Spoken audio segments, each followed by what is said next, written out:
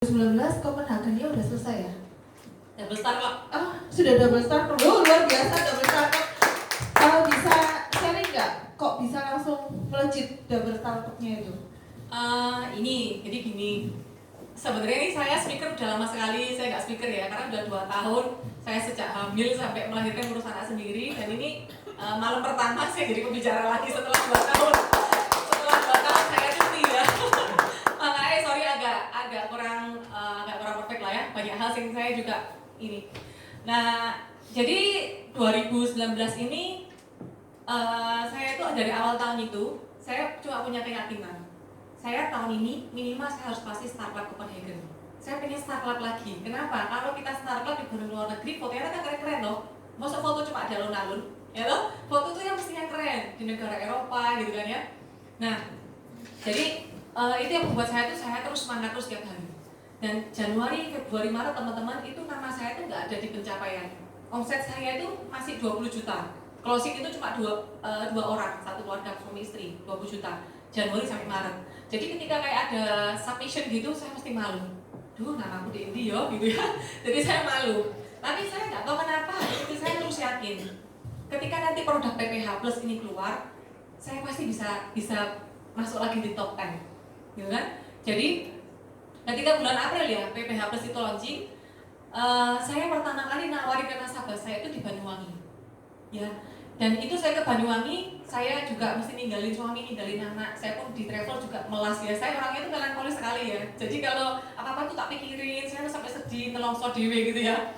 Dan saya itu ninggalin suami, ninggalin anak, sampai saya keliling ke sana naik travel. Biasanya kalau suami ikut masih enak ya. Terus saya keliling sendiri, saya ngalahkan diri saya sendiri untuk keluar dari zona nyaman saya. Dan saya pergi ke Banyuwangi, saya nawarin ke satu owner cafe, saya berpikir orang ini pasti closing lah. LLE 5 juta pasti ikut. Tapi ternyata tidak closing sama sekali.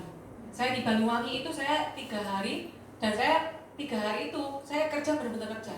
Tiap hari dia cari ketemu orang, pagi sampai malam ketemu orang. Dan yang saya lakukan itu sudah seperti biasanya. Saya kalau prospek orang itu, kalau orangnya nggak sampai bilang enggak, saya nggak akan pernah menyerah. Tak tawarin ini itu dia caranya supaya bisa ini ya.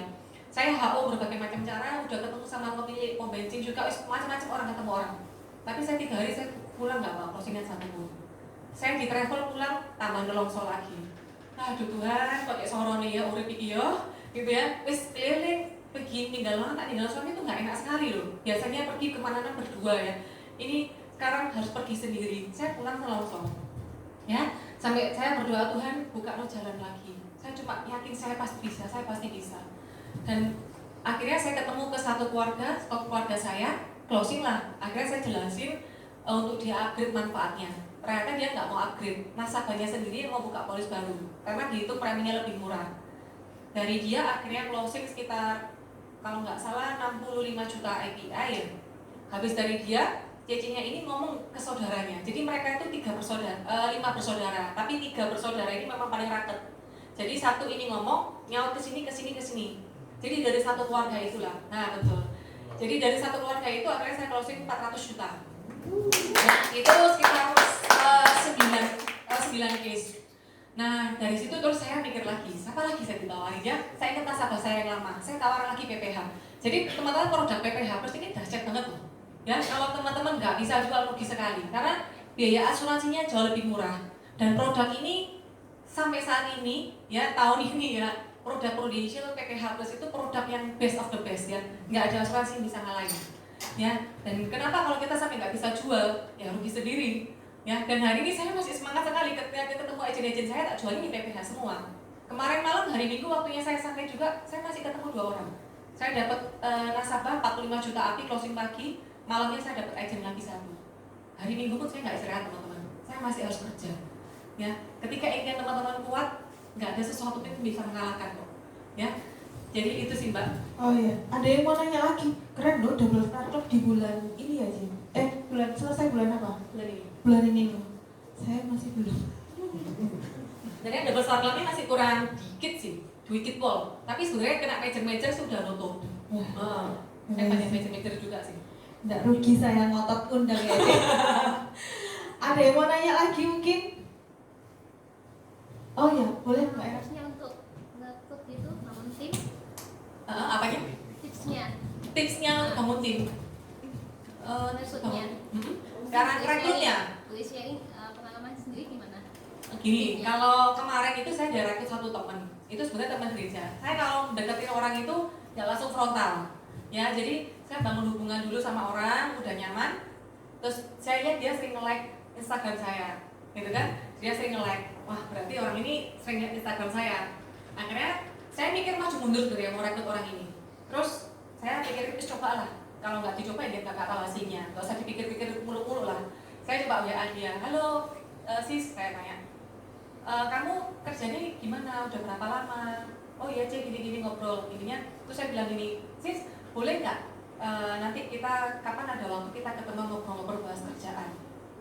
Dan untungnya saya bertemu dengan orang yang tepat, nggak tahu mungkin pas itu momennya dia juga ya. Terus dia mau ketemuan, jadi yang kemarin malam ini. Nah ketika saya ketemuan, dipikir saya nawarin produknya Prudential, gitu. Saya bilang gini, ya udah saya ikutin dulu. Dia kan mau tanya produknya Prudential, saya ikutin, saya jelasin dulu produknya. Setelah saya jelasin, terus oh bagus sih produknya ya. Iya. Sebenarnya gini sis, aku ketemu kamu hari ini tuh tujuannya bukan untuk jualan produk ini, tapi aku pengen sharing kamu tentang sistem bisnisnya Prudential. Lumayan kan buat tambah-tambahkan kamu. Oh iya ya, apa sih kayak gitu. Ya udah tak jelasin, tak BOP. Saya tanya, kamu kerja ini berapa lama? Dia tanya pertama, kerja ikut orang udah berapa lama? Impian kamu apa sih? Gitu. Selama ini mau ikut orang tak? Terus saya tanya dari keluarganya dia ini kan sebenarnya dia keluarga orang kaya. Kenapa kok nggak mau nerusin bisnisnya orang tua? Ternyata memang anak ini mau berdikari dengan hasil usahanya sendiri gitu. Ya udah, akhirnya saya bilang, nah ini cocok banget sih buat kamu. Karena di Prudential di sini yang pertama kamu nggak perlu modal. Dan di sini kamu bisa punya income sesuai kemauan kamu. Kamu nggak terikat waktu, jadi ketika sekarang kamu masih kerja ikut orang, nggak usah kamu resign, kamu jalani aja bisnis Prudential dulu. Nanti kalau kamu ngerasa duitnya udah oke, nggak apa-apa, kamu baru putuskan, pikirkan lagi. Terus tak bilang saya jelasin itu, jadi kalau saya rekrut orang, yang pasti saya tanyain dulu itu, kerjanya dia udah berapa lama, kenapa kok dia kerja ikut orang, impiannya dia ke depannya apa. Kalau dia punya impian nggak selamanya ikut orang, berarti cocok. Ya, orang ini bisa punya jiwa pengusaha itu malah lebih gampang untuk di building gitu orangnya. Ya udah, baru saya jelasin jenjang karirnya di Prudential. Yang pertama komisi dulu. Dari segi komisi, kemudian saya jelasin sistemnya di sini bahwa kamu di Prudential itu nggak selamanya harus jualan. Karena jualan itu nggak beda dengan kamu itu income aktif, kayak dokter, kayak artis gitu, ngapain gitu loh. Justru di sini kalau kamu pengen punya income 3 digit ya kamu harus jalani sistem bisnisnya. Kamu harus mulai bangun networkmu. Itu tak jelasin komisinya berapa kalau kamu jadi leader, jadi AAD, jadi AD gitu kan. Yang ketiga ya udah bisnisnya bisa diwariskan. Gitu. Saya tekankan hebatnya dia lagi. Hari ini kita kerja tujuannya buat apa sih? Masa kita mau selamanya kita kerja terus? Suatu hari namanya resiko kehidupan itu pasti ada. Entah orang sakit kritis, entah orang meninggal. Nah, kalau kamu di Prudential, hebatnya bisnis ini, ketika kita sudah bangun tim, kita sorok-sorok, tim kita udah gede, suatu hari ketika terjadi resiko sama kita, kamu gak usah worry. Keluargamu, anak-anakmu, mereka bisa meneruskan bisnis Prudential, bukan hanya bisnisnya aja, tapi termasuk income-nya. Gitu. Jadi dari itu saya bilang lagi, yang keempat saya terakhir baru jelasin tentang sistem liburannya. Terus saya sharing pribadi dari kehidupan saya jalan Prudential itu kenapa, gitu sih. Nah, yang saya pelajari sebenarnya kalau kita prospek atau rekrut itu caranya sama sih.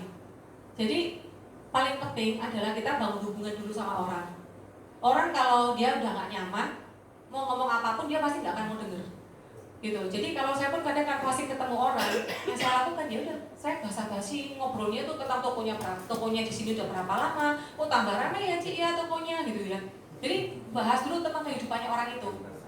Baru saya mulai bicara tentang produk itu pun gak lama, paling 10-15 menit gitu. Jadi kalau mau bicara tentang rekrut, yang penting adalah bangun komunikasi dulu yang enak sama dia. Tanya dulu hubunganmu sama dia gimana gitu ya. Itu sih. Terjawab Mbak Era. Ada lagi satu pertanyaan? Nggak ada?